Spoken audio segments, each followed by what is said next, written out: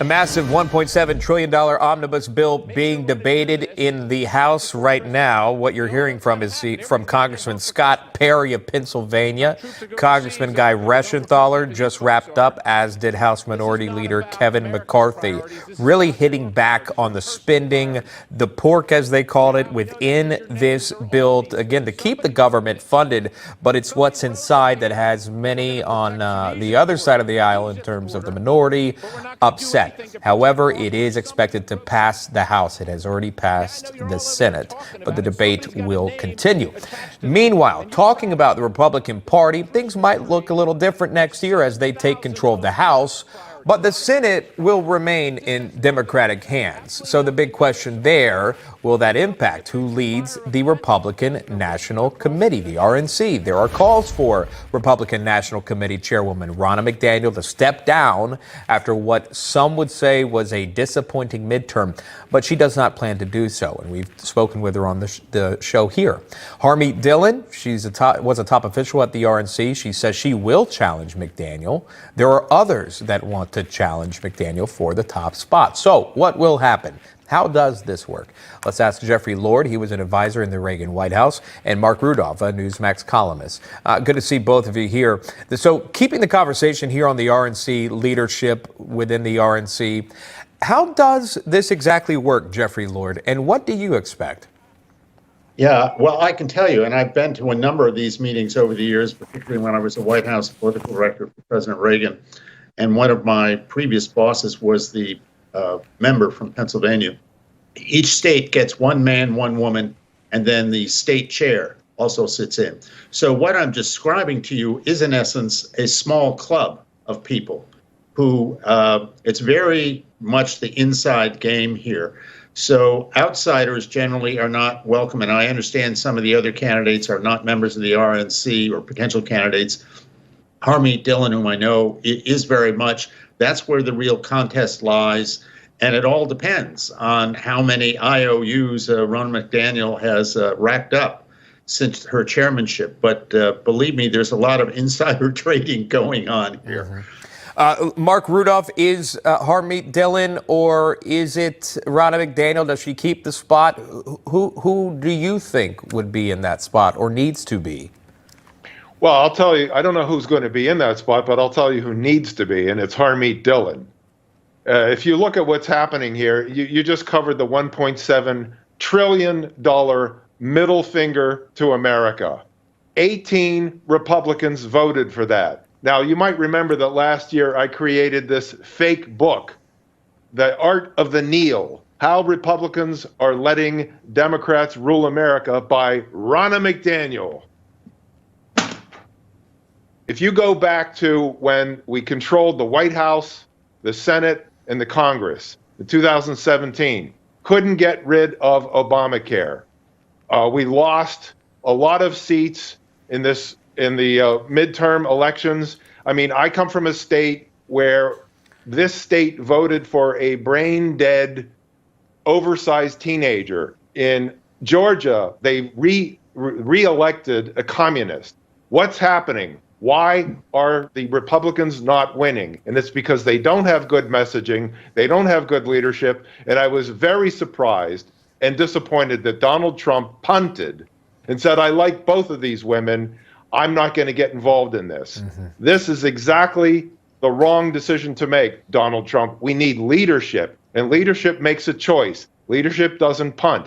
And if you expect to win in 24, Donald Trump, you need a well-oiled machine in this Republican Party. And if Ronna McDaniel keeps this job, you're not going to have that, and you're not going to win. I mean, she raises a lot of money, and that's why Trump likes her. He also has a weak spot for strong women, and Ronna McDaniel is that. But she spent very lavishly, $3.1 million on private jets, $1.3 million on limousines, Broadway tickets, alcohol, flowers. But we're not killing it out there. The red Okay. wave was more like a red Right. trickle. Sure. There was no red wave, obviously. We have seen that. There was a win in the House, but very slim than most people thought. Out of time on this segment. But, gentlemen, if you don't mind sticking around, because a prominent university banning certain words on campus, we touched on it earlier, the full list. And will this wokeness spread to other colleges?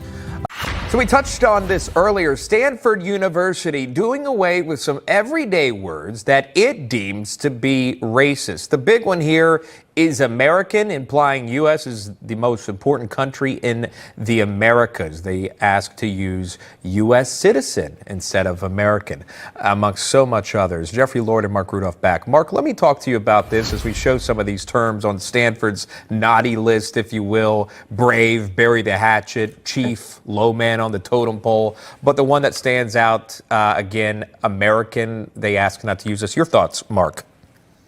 Well, I used to live out there, Sean, and I've been on that campus many times. And if you look at what's happening in our educational system across America, this is not a surprise.